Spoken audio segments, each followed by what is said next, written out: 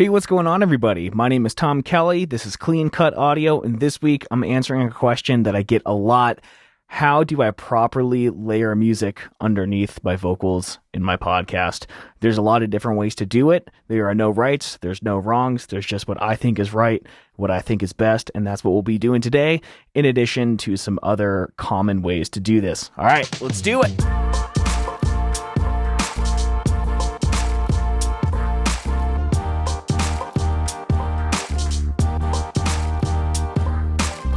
This video might be a little more geared towards people who are doing the audio dramas, the narrative fiction and whatnot, but most people have intro and outro music in their podcast, so this can really be applied to everyone as well. When I was at Podfest, someone asked how to properly lay music in their podcast because they can never quite seem to get the level right. Either the music is too loud or it's too quiet. There's no happy medium, and that's because people are going about this all the wrong way. The most common thing that people do is volume automation, so that when the vocals kick in, the music ducks down, it gets quieter, and once the vocals finish, they come back up. Now, you can manually do this by writing in that automation a couple double clicks here and there, kind of punching in some keyframes and letting the volume go up and down depending on where you set it. Some other people like sidechain compression. I don't really agree with that notion at all. They're trying to take a shortcut, and whenever you're talking, the music intuitively ducks down, but it's not just volume, it's setting a really hard compressor on the music, and it's really muddying up this music that already sounds good. Why do we want to add a ton of compression onto an already mastered signal? Answer is we don't. So I don't typically agree with the sidechain stuff. It also takes a little bit of time to set up. If you don't really know what sidechaining is, it's a process. So this is all easier. There's multiple steps that we can do. I'm going to start from the very easiest and then keep building on that into ways that can work for anyone on any DAW. So if we take a look in here, I'm in Pro Tools, and what I have is my vocal track that I recorded and then the theme song. If we play them both together, we'll notice that I can't really make out what's going on here. Hey everybody, please pay no attention to my butchered haircut. I tried to do it myself. All right, so we can't make out what I'm saying. Obviously, the music is too loud. Let's pull up our WLM meter here, and let's just get the track to -16 LUFS to begin with.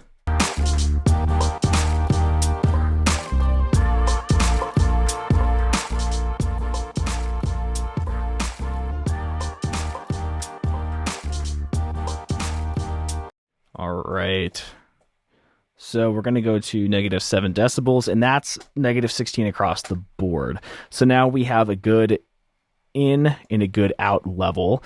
Now we need to focus on this area here. So volume automation, what we would do is this is our volume line right here. We can see if we raise the line, you can see right here it's going up and down. We can also see it changes over there. So we really only want to change this portion of the audio. So we can do kind of something like this where we're just pulling this volume down. Myself holding two mirrors facing each other. Hey everybody. Hey everybody, please pay no attention to my butchered haircut. I tried to do it. All right, so that's a lot better. Now, we don't want this hard line here, so what we're going to do is add another keyframe and delete this one so that it fades. And we're going to do the same on the other side. And let's listen to the in and out to see if that sounds natural. Might be a little fast. Hey everybody, please. Hey everybody, please pay no. All right, it's a little awkward, so I'm just going to extend it out so that the music is fading under exactly where I come in so that you don't notice an up and down. That's kind of the whole goal with this. Hey everybody, please pay no attention to my... All right, maybe it came in a little soon, so I'm going to nudge over a little bit. Hey everybody, please.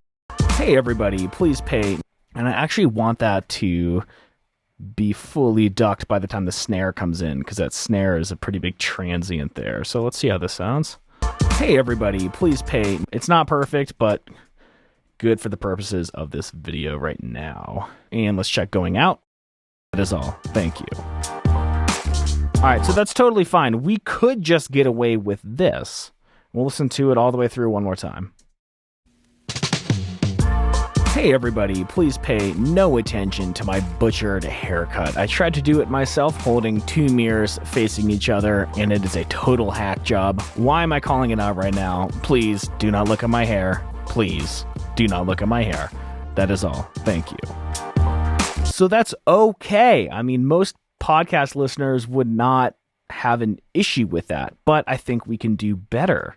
So if we load up an equalizer here on the music track, something that we need to keep in mind is this music, it's a fully mixed and mastered file that is taking up the entire audio spectrum for itself because its intended purpose is to be just this standalone thing that we listen to on its own. Now, when we're adding vocals over it, there's nowhere in the frequency spectrum for those vocals to comfortably live.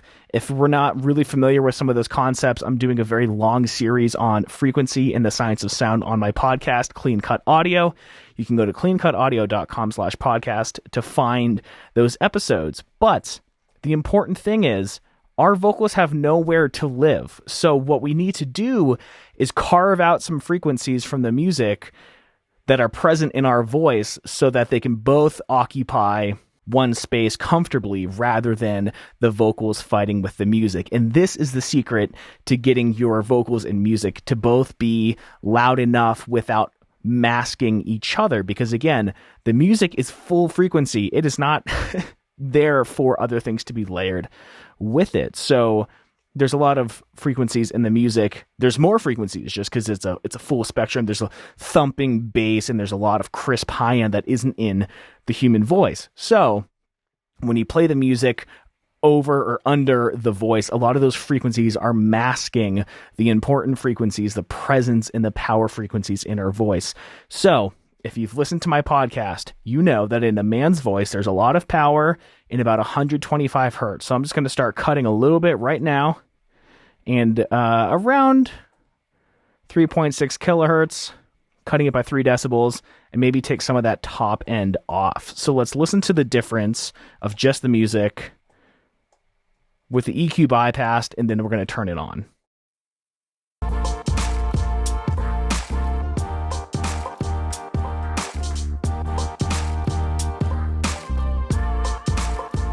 So with the EQ on, we're taking off a lot of that thump in that 125 hertz range because I've got some of that in my voice. I want to make sure that that shines through, and I want to make sure a lot of the clarity and the presence of my voice shines through, and some of that sheen on the top end.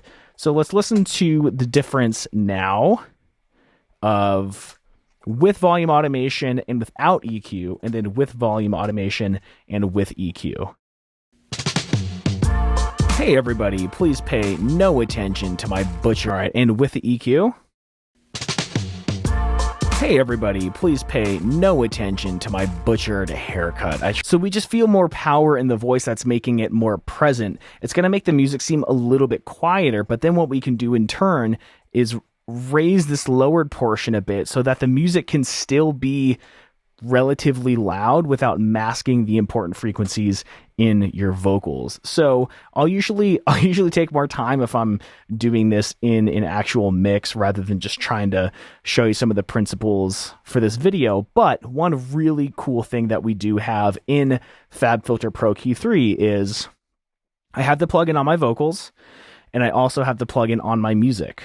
And down here in the analyzer, I am displaying both the frequencies of the music and of my vocals. So what we can do is play them both together and see where there's an overlap in problem frequencies. And you'll see that highlighted in red.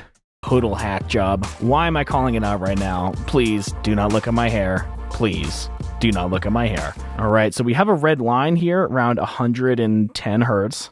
So just intuitively, the plugin knows that they're fighting for attention right there. Let's find the others.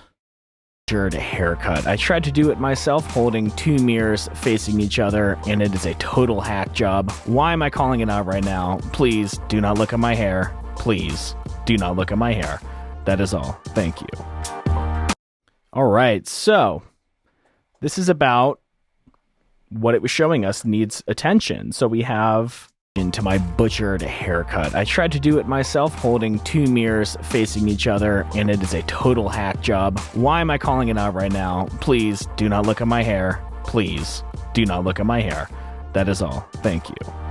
Okay, so that is pretty good. We can actually hear a lot more of the voice now than we could before. We can take this a step farther. So let's check this out. What we can do, we can actually automate the gain of our equalizers. We can do this in Pro Tools. I'm not sure about other DAWs. So in Pro Tools, if you're on Pro Tools, if we bear claw, it's Control, Option, and Command, we can enable automation for that setting. So I'm going to do that for the gain on all of my EQ cuts here.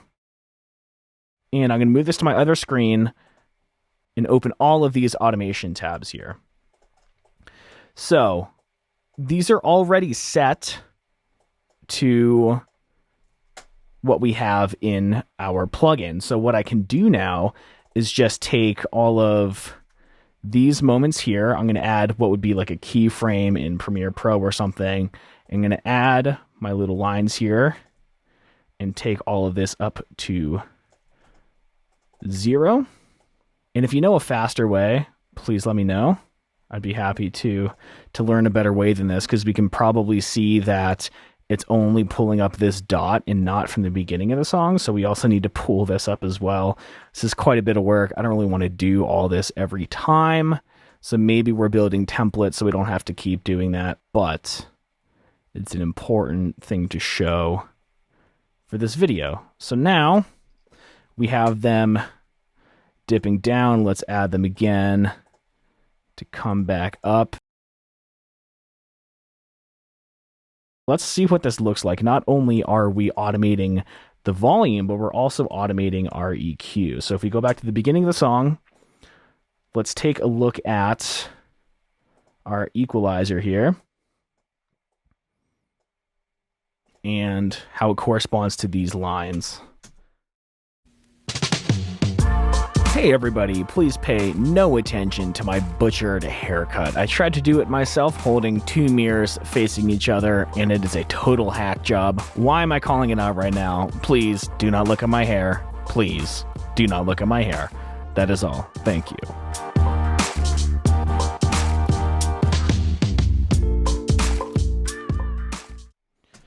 Okay, so what we just did is we only affected the parts of the song that interfere with our voice, but it's a nice song, it's mixed and it's mastered very well. So in the moments where the voice is not present, I want that song to be displayed as it was meant to be heard. So it's going back to just normal on the parts where I'm not talking. Now, obviously, if you're doing something that has vocal parts like this and you don't want to be writing in all this automation and, oh my God, you don't want to be doing that much work throughout an entire episode with all that automation. So if it's just like an intro and an outro, this might be a thing you can throw in a template, just make it go really, really fast. But that is, I think, the best way to have your music sound great on its own and then have it duck down a little bit, not only in the overall volume, but in those problem masking frequencies, so that we can have great sounding vocals over great sounding audio and nothing is fighting for attention. Now, the very last thing we can do, and this probably applies more to Audacity or people who don't want to write automation, what we can do is make a selection of the vocals and make a breakpoint for this part of the music. I am going to disable all this automation. And in Audio Suite and Pro Tools, this is kind of how Audacity would apply it, although destructively, we're going to add the EQ and we're going to just apply it to the track semi-destructively. But let's just say that's what it is. We can hit render, and it has now equalized this track as part of the file. Let's turn off the volume automation. Let's listen to how this sounds.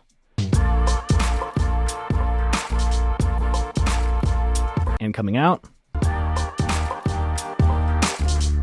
So you can see that the music is a lot fuller right here. It naturally sounds like it's ducking a little bit. But what we can do is throw in a crossfade, and we need to make sure that this is equal gain so that we don't get this volume fluctuation, so that as the affected portion of the audio is fading out, the regular is fading in, and then we can go back through and write some quick volume automation. And attention to my butchered haircut. I tried to do it myself, holding two mirrors facing each other, and it is a total hack job. Why am I calling it out? And there we have it. Really great sounding vocals over really great sounding music. None of them are fighting for your attention. No frequencies are masking each other. We're not getting lost in all that power, that low end of the 125 hertz.